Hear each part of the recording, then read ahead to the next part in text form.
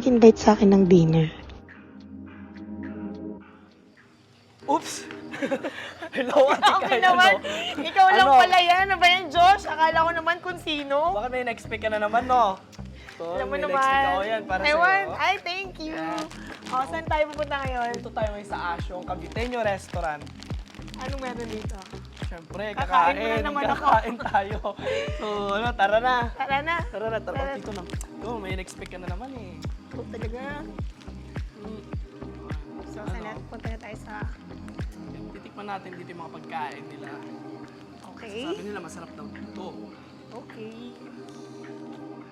Yeah. Thank you.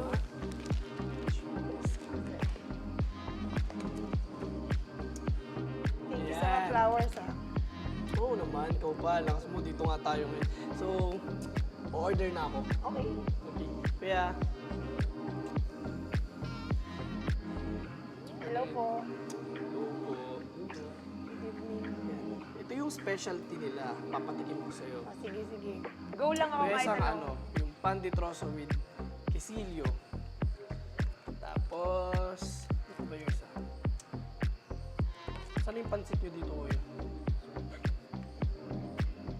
Ayun, isang asyong original pansit. Pusit. Uy, Sarap pansit. yun. Oh, sige, sige. Try natin yun. Ayun muna, kuya. Tapos mamaya ulit yung mga iba pa. Try muna natin yun. Yes.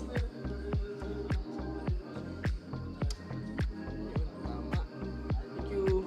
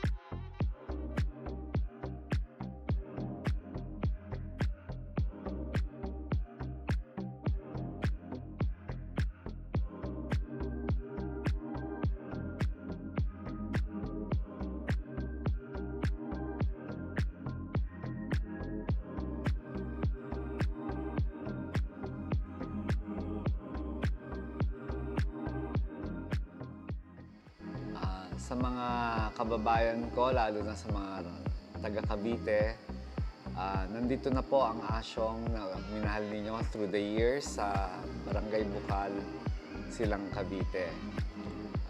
You will experience the same good quality food of my yesteryears, of your yesteryears. If you're feeling nostalgic and missing the real food of Cavite, come and visit us. Marami pong salamat. There you have it, Lycans. And nagpapasalamat kami kay Sir Sunny Trias Luwa sa pagbigay ng oras sa amin ngayon. Sobrang thank you po, Sir Sunny. Sa lahat po ng mga gustong makatikim na masasarap na pagkain, yan, dito yan sa Barangay Bukal, Silang, Cavite. At dito sa Asyong Caviteño Caviteño Restaurant, guys. Yes. So, tara na mga kalaykans, Tara punta na. na kayo dito.